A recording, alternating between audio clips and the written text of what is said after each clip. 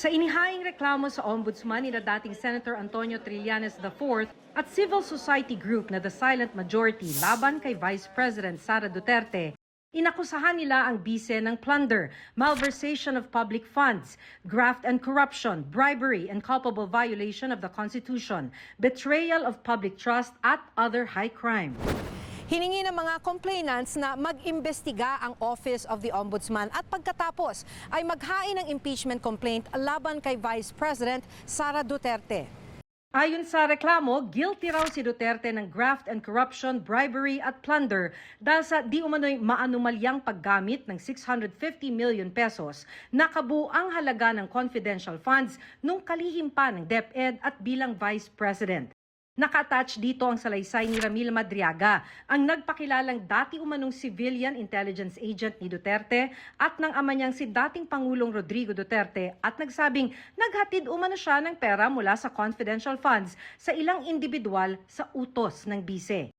Nilustay din umano ni Duterte ang higit 2.7 billion pesos na confidential funds nung mayor siya ng Davao City. Lumobo raw ang halagang ito mula 2010 hanggang 2022. Nung kalihim din daw si Duterte ng DepEd, 12 billion pesos ang inisyuhan ng Commission on Audit ng Notice of Disallowance dahil sa posibleng mali o sobrang paggamit ng pondo. Maliban dyan, bilang kalihim, halos 7 billion pesos ang di umano'y unliquidated cash advances o hindi na ipaliwanag na gastos ng ahensya. Kung may hindi maipaliwanag na gastos, ayon sa mga complainants, may higit 15 billion pesos din na pondo ang DepEd na hindi nagamit sa halip na naipatupad ang iba't ibang proyekto. Sinita pa raw ng COA ang hindi nagamit na pondong sanay na ipampatayo o pinang-repair ng mga classroom. Dahil dyan, ayon daw sa COA, 192 classrooms lang daw ang naipatayo ng DepEd samantalang 6,000 ang target at 208 classrooms lang ang na-repair sa target na higit 7,000. 8 billion pesos din umano ang halaga ng overpriced na laptop nung kalihim si Duterte ng DepEd. Sabi ng mga complainant, guilty rin si Duterte ng bribery and culpable violation of the Constitution. Ayon sa reklamo, may hindi raw maipaliwanag na kayamanan si Duterte.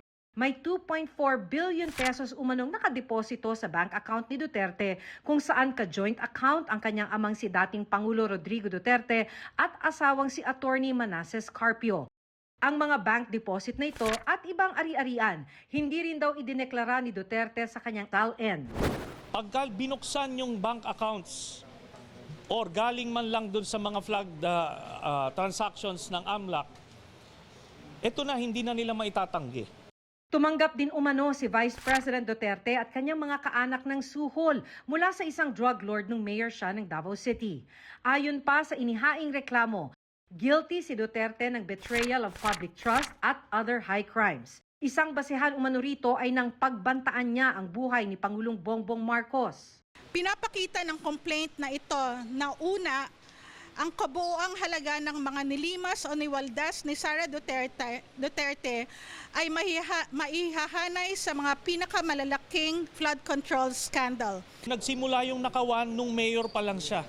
Sana naman daw, sabi ni Trillanes, aksyonan na ng ombudsman ang reklamo laban kay Duterte. Nauna pa raw sampahan ng ombudsman sa Sandigan Bayan si dating Senator Bong Revilla samantalang noong nakaraang taon pa may nakahain ng reklamo laban kay Duterte. Last year pa to sa Quadcom, hindi pa umuusad. Etong kay Senator Bong Revilla, linggo lang ang binilang. 90 million ang halaga. Hinihingi pa namin ang pahayag ni Vice President Duterte. Sinubukan din namin kumuha ng pahayag ng Office of the Vice President pero wala pa silang tugon. Pero dati nang sinabi ni Duterte na wala siyang personal relationship kay Madriaga, hindi rin daw siya nagbigay ng anumang utos dito at hindi raw niya ito nakausap kailanman.